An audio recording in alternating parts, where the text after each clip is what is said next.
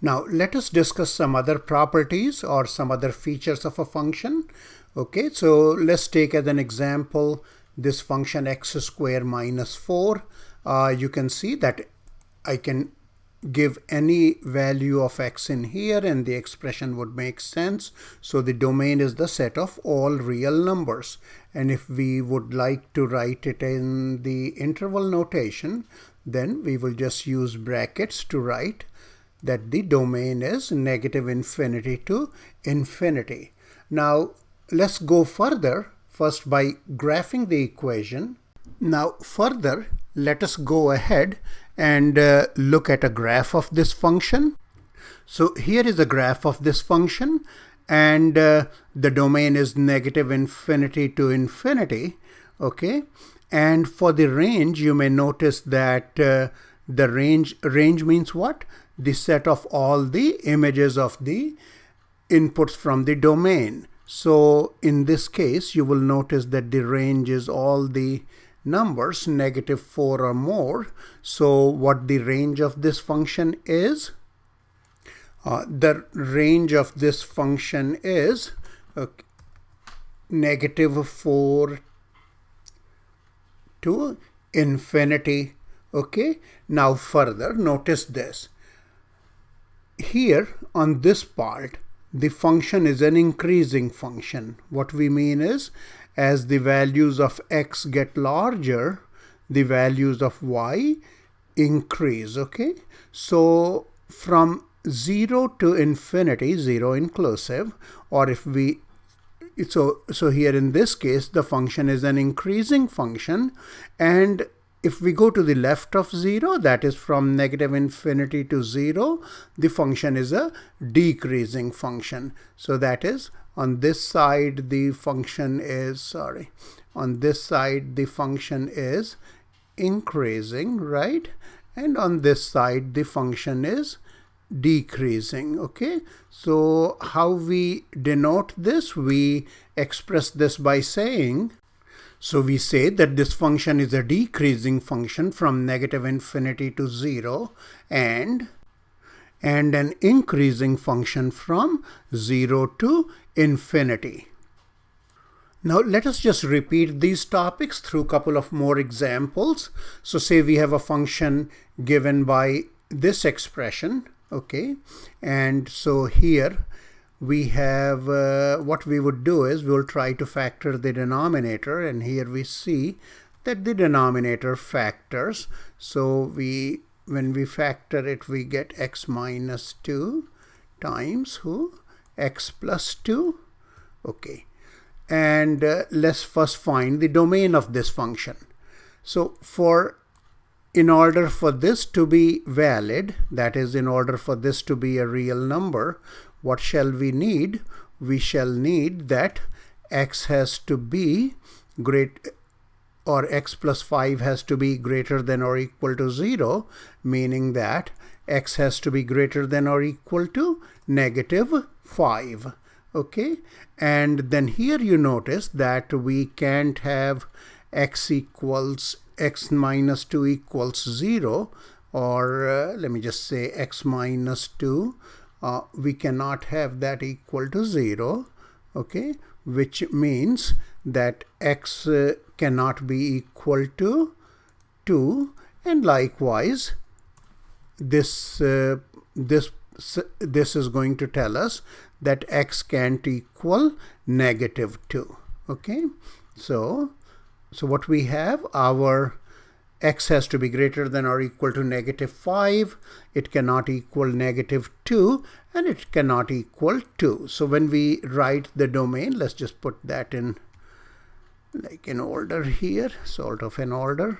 Okay, so here we are, and we will just do this here. Why don't we go and look at this on the number line? Okay, so we have to incorporate these three statements. So now notice this, that we are going to have to include the values greater than or equal to -5. So here is -5, and the values before are going to be out. So let me just color code it differently. So this is our domain, okay, and this portion here on the left hand side, okay, we are not going to consider it. So this is out of the domain, right? And then we have to have -2 out, and we have to have 2 out, right? Okay, so we can put holes there formally if we want. Let's just make it, let's just put, a couple of holes there. It's going to be slightly crude drawing, so forgive me for that. All right, so -2 and 2 are out. So what we have this interval, which will be -5, -2, and of course -2 is excluded. And for in between these two, we can denote that by the interval -2, 2, and then the region, this region is to infinity. So the domain can be written as what? The domain is the union of these three intervals.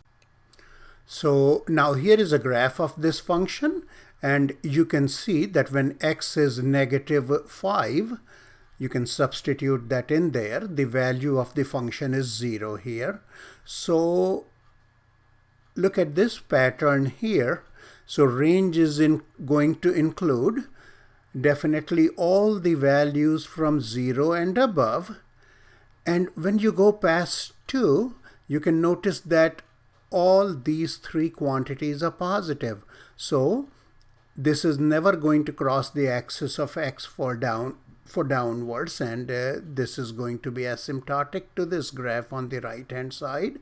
So for these two portions, what we notice for the range is that it's going to have, or the y values are going to be the values 0 and above. And then let's focus on this part. So on this part, somewhere here is the highest point, and we are going to use our calculator to find that point. Okay, so at every y value from this y value and below will be in the range. So let's quickly look at our calculator to find this value here. So we are going to type in the function here. So we have square root of x plus 5, this quantity divided by x square minus 4, okay, and then we look at a graph. So here is a graph, and what we would like to do is that we would like to compute the value of the peak here, right? Okay, so what do we do for that? We go to calc. So let's go to calc, and we want the maximum. So we are wanting the maximum over here. So for left bound, let's enter something quite to the left here, okay, sufficiently enough. So this is, we are giving this as a left end point, and here is the right end point, okay. And once we do that, it's going to start the calculation. So what is the max y value approximately? -0.55324, which occurs at -0.206. Okay, so let's just bring it in and carry our discussion further. So if we bring in the screen capture from our calculator, okay, so what we notice for this peak point here is, so the let me just mention the peak point, and then we will write the coordinates here because there's not enough space there. So the coordinates are what? -0.2064 and -0.5532 approximately. So again, what did we notice for the range? That part of the range is all non-negative numbers on this side, and the other part would be what? All the numbers here and below, that is from approximately negative 0.5532 and below. So the range will be,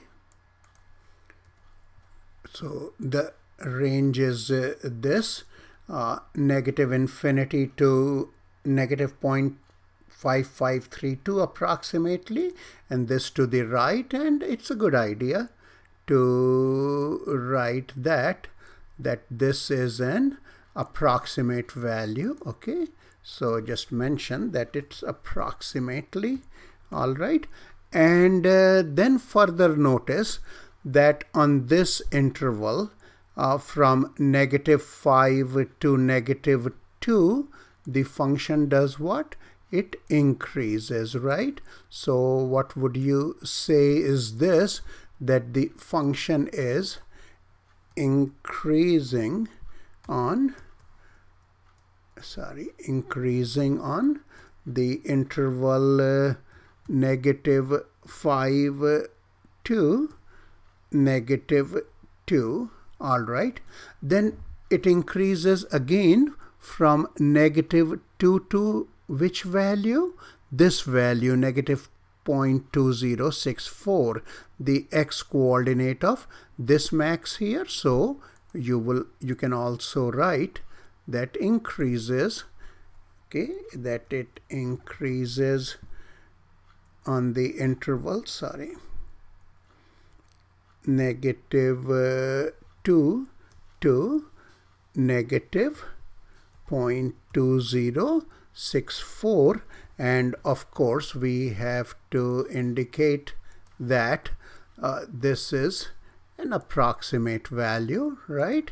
So here we found this characteristic, and then what happens here from negative 0.2064 to negative 2, the function does what? It decreases, right? So here you can see the y values decrease here.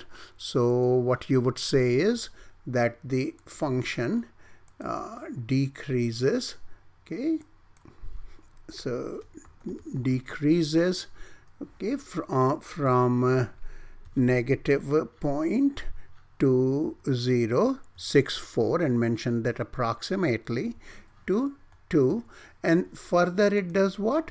It decreases from 2 to infinity. All right, so we shall mention that it decreases from negative 2 to infinity. All right, so there are many more delicious examples to see these properties in your exercises, and let me know via questions for the instructor if you have any difficulty with any of those. Okay.